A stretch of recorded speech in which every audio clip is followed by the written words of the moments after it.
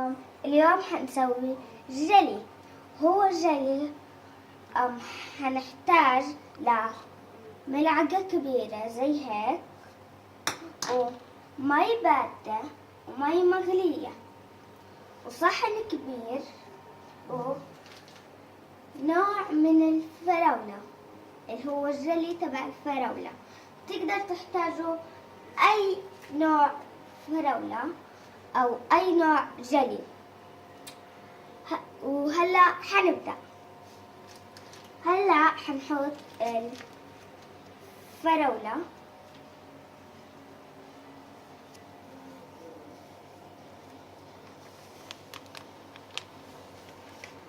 ولازم تحطوا كل العلبة.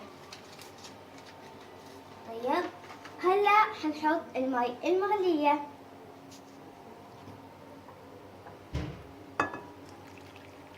هيك وصار لونه أحمر ولازم نخلطه هلا.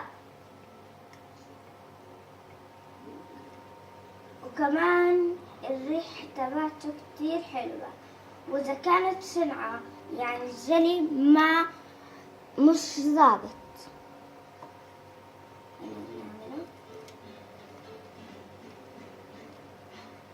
لا تعملوا كتير بسرعة، يعني لا تستعجلوا، لأنه يعني حيكون لكم وقت يعني عادي. وإذا استعجلتوا يعني هيك اعملوا بالأطراف. إذا كان في وسخ من الأطراف شيلوهم، يعني لا تخلوا أي وسخة واحدة، لا تخلوها.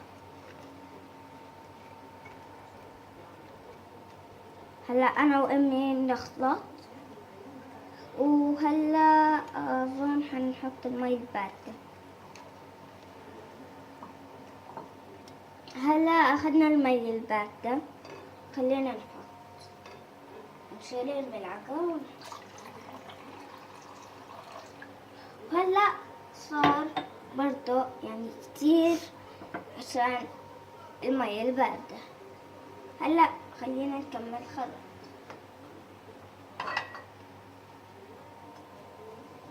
وهلا أول صحن إجعلنا وحنعبي فيه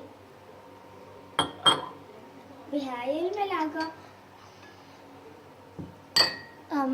اصبر شوي. هلا بنكمل بهاي الملعقة. هذيك الملعقة كانت تبعت الخلط، هلا هاي تبعت التعبية. نعبي بأول صحن. بأول صحن لازم ممكن ملعقتين أو 3. هلا بكفي، يعني هاي صارت هلا ملعقتين لأنه هاي تحتاجوها.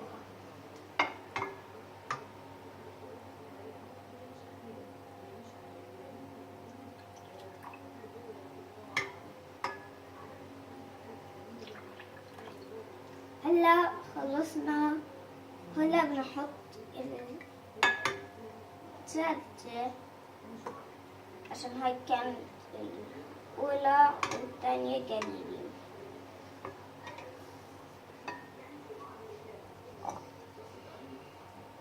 وهلا خلصنا التعبية، شلنا الصحن.